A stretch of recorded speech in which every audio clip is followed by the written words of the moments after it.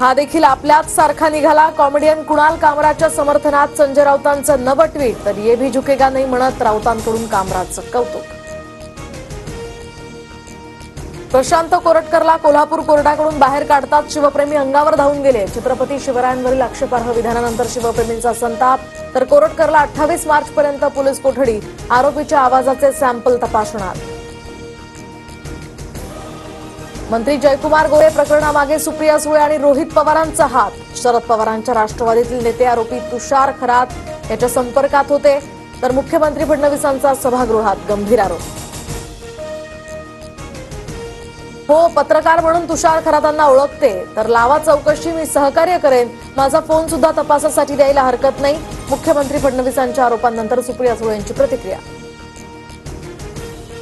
साताऱ्यात एक पत्रकार महिलेचा आवाज लोकांपर्यंत पाठवत होता। महिलेला न्याय देण्यासाठी आमचा एखादा फोन आला असेल। फडणवीसांनी केलेल्या आरोपांना रोहित पवारांचं उत्तर, तर पुरावे असून सुद्धा गोरेंविरोधात कारवाई होत नसल्याची टीका। मुंबई हायकोर्टात सुनावणीच्या आधी दिशाच्या वडिलांची पोलीस आयुक्तालयात तक्रार। आदित्य ठाकरेंचा उद्धव ठाकरेंना सुद्धा आरोपी करण्याची मागणी, तर आदित्य ठाकरे ड्रग्ज व्यापारामध्ये सहभागी, सालियन यांचे वकील निलेश ओझांचा आरोप।